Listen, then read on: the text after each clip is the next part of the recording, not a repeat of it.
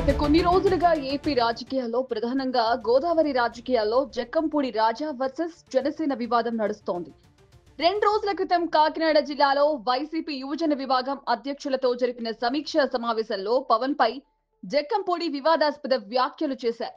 గాజువాక, భీమవరం ప్రజలు right left లెగ్లతో తంతే పిఠాపురం వచ్చి పడ్డారని, పవన్ ఏదో చేస్తారని పిఠాపురం ప్రజలు ఆశపడ్డారని అన్నారు.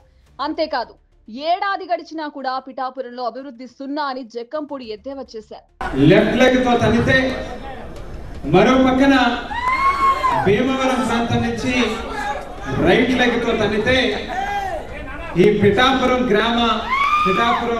నియోజకవర్గ ప్రజలు మాత్రం ఎంతో పెద్ద మనసుతో ఏదో చేస్తారు, ఓడబడుస్తారు అనేటువంటి ఒక నమ్మకంతో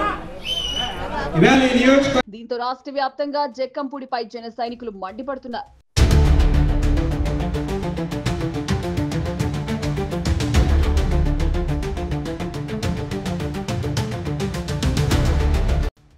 జక్కంపూడి రామ్మోహన్ రావు గోదావరి జిల్లా ప్రముఖ కాపు నేతల్లో ఒకరు.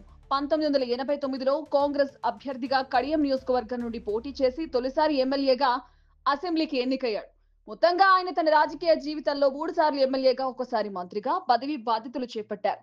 ఇక ఆయన వారసుడిగా జక్కంపూడి రాజా రాజకీయాల్లో అడుగుపెట్టారు. దీంతో ఆయనంటే కాపులకు ఎంతో గౌరవం. అయితే ప్రస్తుతం ఈ గౌరవానికి భంగం కలిగించేలా జక్కంపూడి తీరు ఉందని జన సైనికులు అంటున్నారు. అయితే నిన్న మొన్నటి వరకు పిఠాపురం అనగానే వర్మ వర్సెస్ జనసేన అనేలా పెద్ద దుమారం రేపిన సంగతి తెలిసిందే. తాజాగా జక్కంపూడి విషయంపై పిఠాపురం మాజీ ఎమ్మెల్యే వర్మ స్పందించారు.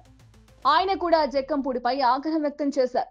పవన్ ని విమర్శించే స్థాయి వైసీపీ అధ్యక్షుడు జగన్ కే లేదని, ఇక జక్కంపూడికి ఎక్కడుందని ప్రశ్నించారు. అంతేకాదు, పవన్ సారథ్యంలో పిఠాపురంలో అభివృద్ధి పనులు జరుగుతున్నాయని అన్నారు. దీంతో కూటమిలో ఎన్ని విభేదాలున్నప్పటికీ తామంతా ఒకటేనన్న అభిప్రాయం వెల్లడైంది.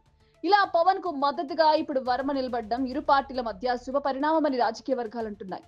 ఇక ఇదే ధోరణి అన్ని నియోజకవర్గాల్లోనూ ఉంటే బాగుంటుందని అభిప్రాయపడుతున్నారు. ఎందుకంటే రాష్ట్ర వ్యాప్తంగా జన సైనికులను టీడీపీ ఇబ్బందులకు గురి చేస్తుందన్న వార్తలు పెద్ద ఎత్తున వచ్చాయి. దీనిపై అటు జనసేన అధినేత పవన్ కూడా ఇండైరెక్ట్ గా కూటమి అంటే పిడికిలి అని తన జన సైనికులను ఎక్కడా కూడా తక్కువగా చూడొద్దని హెచ్చరించారు. ఏదేమైనప్పటికీ సీఎం చంద్రబాబు గతంలో వర్మకు పదవిస్తానని మాటిచ్చారు. ఇన్నాళ్లుగా జనసేన వర్మ విభేదాలే ఆ పదవి రాకపోవడానికి కారణమని అందరూ అనుకున్నారు. అయితే ఈ నేపథ్యంలోనే ఇప్పుడు ఆ గొడవలు సద్దుమణిగేలా వర్మ ప్రవర్తిస్తూ ఉండడం చూస్తుంటే ఇంకా త్వరలోనే ఆయనకు నామినేటెడ్ పదవి వచ్చే అవకాశాలు కూడా లేకపోలేదు. ఇక రానున్న రోజుల్లో జనసేనతో వర్మ అనుబంధం ఎలా ఉంటుందో చూడాలి మరి.